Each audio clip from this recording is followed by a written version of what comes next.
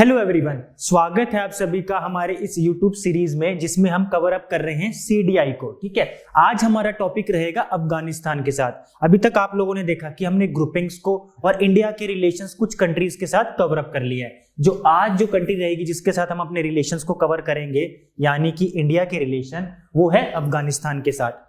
ये जो ब्लैक में 2 कंट्रीज आपको दिखाई दे रही हैं, चाइना और बांग्लादेश, इनके साथ हम रिलेशंस को कवर कर चुके हैं।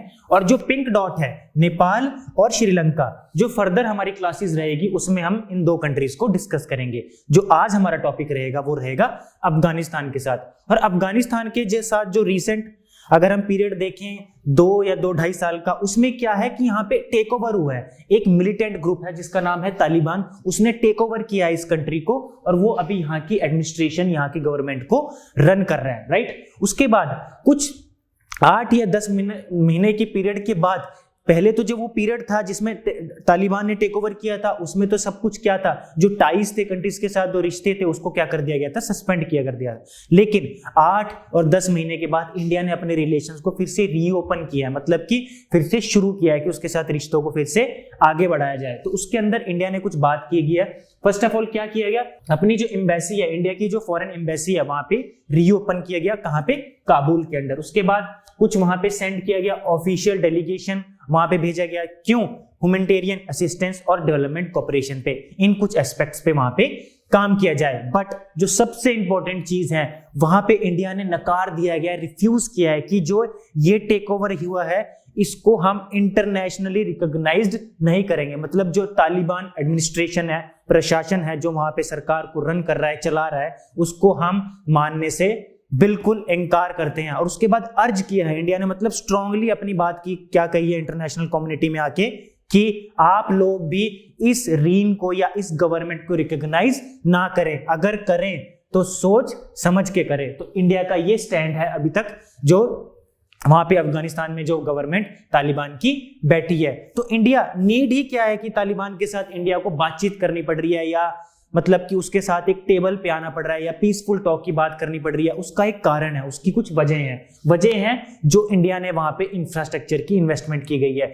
पीपल टू पीपल कांटेक्ट की बात की गई है, और असिस्टेंस, जो मदद इंडिया यहां से अफगानिस्तान में प्रोवाइड कर रहा है फॉर अफगानिस्तान या इन अफगानिस्तान। अफगानिस्तान के लिए जो इन्वेस्टमेंट की जा रही है या अफगानिस्तान में जो इन्वेस्टमेंट की जा रही है। अगर इंफ्रास्ट्रक्चर प्रोजेक्ट को देखें तो इंडिया एक प्रोजेक्ट पे काम कर रहा है या कर चुका है, सलमा डैम, जिसको नाम हम एक और भी कह सकते हैं, जिसका नाम है फ्रेंडशिप ट्रीटी या फ्रेंडशिप डैम। सलमा डैम पे काम कर रहा है इंडिया। वहां पे वहां की पार्लियामेंट जो बनाई है, वहां की पार्लियामेंट जो तैयार हुई है बनके, उसमें भी इंडिया ने हैवी इन्वेस्टमेंट किया है। एक ये वजह है।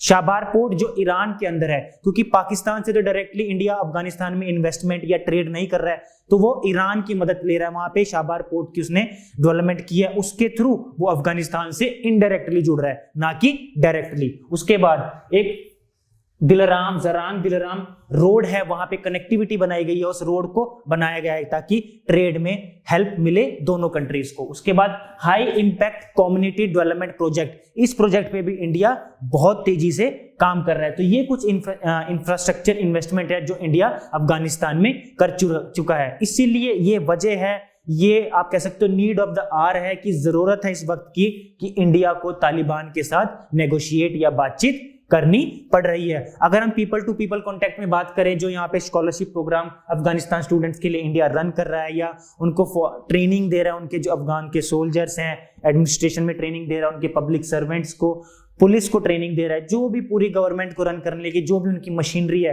उनको इंडिया अपनी तरफ से असिस्टेंस प्रोवाइड कर रहा है। अगर हम एक एस्पेक्ट को देखें, इंडिया मदद भी कर रहा है किस चीज में? एम्बुलेंस, बसेस, मेडिकल में, एजुकेशन में, हेल्थ में, फूड सिक्योरिटी में। तो ये कुछ ऐसे सेक्टर्स हैं जिसमें इंडिया अफगानिस्तान के अंदर पूरी दिलचस्पी अपनी शो कर रहा है। तो ये है हमारी इंडिया की इन्वेस्टमेंट इस रीजन के अंदर की नीड ही क्या है कि वहां पे हम अपनी इतनी दिलचस्पी शो कर रहे हैं। बट अगर हम देखें कि अब इंडिया को एंगेजमेंट करने की क्या जरूरत है, उसके कुछ एस्पेक्ट्स हैं, उसके कुछ पहलू हैं, उस पर बात कर लेते हैं। फर्स्ट ऑफ ऑल तो इंडिया की इन्वेस्टमेंट और जो पॉलिसी ऑफ नेबरहुड फर्स्ट, जो इंडिया अपने नेबर को, अपने पड़ोसी मुल्क को पहले रखता है और कंट्रीज की अगर मुकाबले बात की जाए, तो इसकी वजह से भी इंडिया इस रीजन में इतनी दिलचस्पी शो कर रहा है। Second, rising international engagement with Taliban, और कंट्रीज भी मिलके अब एंगेजमेंट कर रहे हैं, बातचीत कर रहे हैं तालिबान के साथ आके, तो इंडिया पे एक इनडायरेक्ट प्रेशर क्रिएट किया जा रहा है कि आप भी इस रीजन में अपनी डिप्लोमेटिक वे में बातचीत करें और रखें, ताकि आपका जो इस रीजन में, जिस रीजन में भी आप अफगानिस्तान के अंदर सिक्योरिटी पर्पस के लिए बातचीत कर रहे हैं, तो वो फुलफिल हो सके। उसके बाद पाकिस्तान का इन्फ्लुएंस इस रीजन में अब धीरे धीरे घट रहा है, इसलिए इंडिया क्या कर रहा है कि इस रीजन में ज्यादा इंटरेस्ट शो कर रहा है, ताकि यहां पे सिक्योरिटी कंसर्न इंडिया के बने रहे।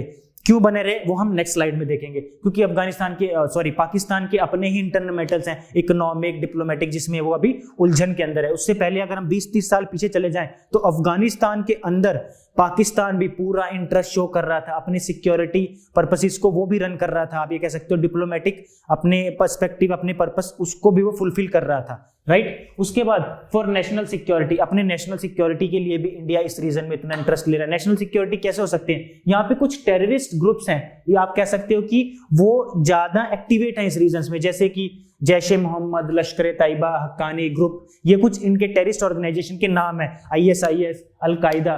तो इंडिया के सिक्योरिटी रीजंस भी है कि इंडिया को इस रीजन में इतने सिक्योरिटी चेक रखने की वजह क्या है, because of these terrorist group जो एक्टिवेट है इस रीजन में, जो ऑपरेट कर रहे हैं, जो रन कर रहे हैं अपने ऑपरेशंस, राइट। उसके बाद तालिबान इज ऑल्सो कीन, तालिबान भी बहुत ज्यादा मतलब आप एक बौखलाया हुआ अंदर से कि भाई मुझे रिकॉग्निशन मिले इंटरनेशनल कम्युनिटी पे भी, मैं सरकार चला रहा हूं इस रीजन में, पूरी अफगानिस्तान कंट्री मेरे कंट्रोल में, तो मुझे कहीं ना कहीं एक रिकॉग्निशन मिले, मेरी पहचान बने, मेरी आइडेंटिटी मिले। बल्कि यूएनओ में भी अपनी बात करता है कि मुझे यूएनओ में भी रिकॉग्निशन दी जाए। तो इस वजह से कहीं ना कहीं इंडिया पे भी कहीं ना कहीं प्रेशर बना हुआ है कि आप इस रीजन में देखें जाके कि ये तालिबान मतलब पूरा ग्रुप कैसे काम कर रहा है, उसका सिक्योरिटी पर्पस क्या है, उसका एडमिनिस्ट्रेशन क्या है, उसका ऑब्जेक्टिव क्या है, उसका विजन क्या है, राइट। तो इस वजह से यही जरूरत है कि इंडिया को तालिबान के साथ एंगेजमेंट करने की जरूरत आन पड़ी है।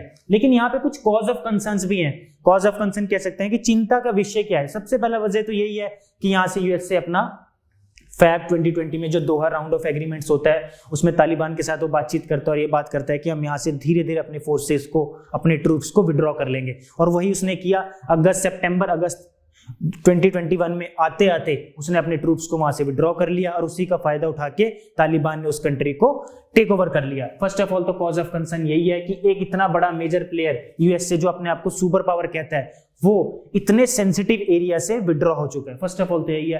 अब इंडिया की जो पॉलिसी है अफगानिस्तान में, अब इंडिया का, अब देखो एक जगह तो इंडिया एक ऐसे मिलिटेंट ग्रुप से अपनी बातचीत कर रहा है जिसको इंडिया रिफ्यूज करता है इंटरनेशनल कम्युनिटी में रिकॉग्निशन देने से। दूसरा, अब कॉन्ट्रडिक्शन देखना, समझने की कोशिश करना। सेकंड बात ये, इंडिया बात बोलता है कि अफगानिस्तान को ऐसी गवर्नमेंट लीड करे, मतलब जो पार्लियामेंट्री फॉर्म ऑफ गवर्नमेंट हो वो लीड करे। बट अभी लीड कौन कर रहा है?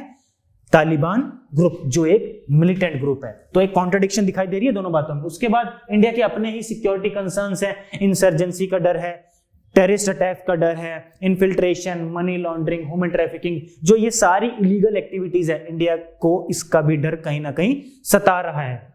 एक ये भी कॉज ऑफ कंसर्न हमारे लिए है। और तालिबान जो अपने आप को बोलता है कि अब हम थोड़े मॉडर्नाइज हो चुके हैं, जो हमारे वेज हैं, मतलब जो भी डीलिंग करने के गवर्नमेंट को लेके वेज हैं, वो अब हम मॉडर्न की तरफ जा रहे हैं। बट कुछ ऐसे इश्यूज हैं जो बड़े सेंसिटिव है, जैसे कि उसकी ऑर्थोडॉक्स पॉलिसी, किस चीज को लेके, मिनॉरिटीज को लेके, वुमेन को लेके, अभी भी वो उसको पब्लिक प्लेसेस पे कहीं ना कहीं रिस्ट्रिक्ट करता है, एजुकेशन में और सेक्टर्स में, जिसमें वो वुमेन पे कहीं ना कहीं ज्यादा स्ट्रिक्ट अथॉरिटी रखता है। और एक और शरिया लॉ, मतलब इस रिलीजन पर्सपेक्टिव पे वो शरिया लॉ को कहीं ना कहीं इंपोज करने की उस कंट्री में कोशिश कर रहा है। तो ये भी एक हमारे लिए कॉज ऑफ कंसर्न है। उसके बाद कॉज ऑफ कंसर्न उस कंट्री में है और ओवरऑल वो कंसर्न इंडिया के लिए क्या बनते हैं। और इंडिया के लिए एक जो सबसे बड़ा कंसर्न बन के आ रहा है कि और कंट्रीज के साथ अपने रिलेशंस को कैसे बैलेंस किया जाए, जैसे सेंट्रल एशिया रीजन में ताजिकिस्तान, उज्बेकिस्तान, किर्गिस्तान, कजाकिस्तान, ये सेंट्रल एशिया रीजन में 5 जो कंट्रीज आती है, उनके साथ अपने रिलेशन को कैसे बैलेंस किया जाए।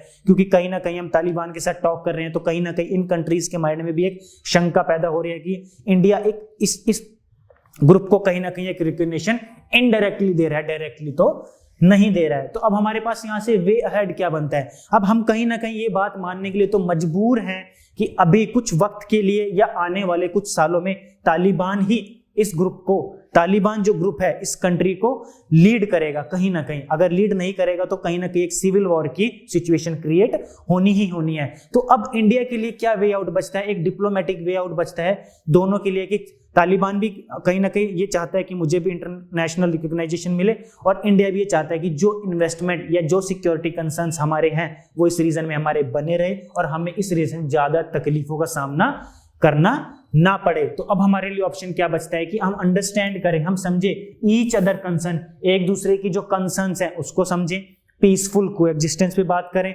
टेरिटोरियल इंटीग्रिटी पे बात करें, और काम करें, किस तरफ काम करें, डिप्लोमेटिक और इकोनॉमिक टाइज को और स्ट्रेंथन करने में और मजबूत करने में। तो अभी हम ये कह सकते हैं कि हमारे पास जो ऑप्शन बचता है इस कंट्री के साथ डील करने का वो यही बचता है कि हम इसके साथ डिप्लोमेटिक वे में बात करें, ना कि कुछ रिजिड आके कोई ऐसा स्टेप लें जिसकी वजह से हमें प्रॉब्लम ज्यादा देखनी पड़े। So this is all about Afghanistan, जिसके साथ हमारे रिलेशन हाल ही में कुछ 15 से 20 महीने में डेवलप हुए हैं। So this is all about this topic. Thank you.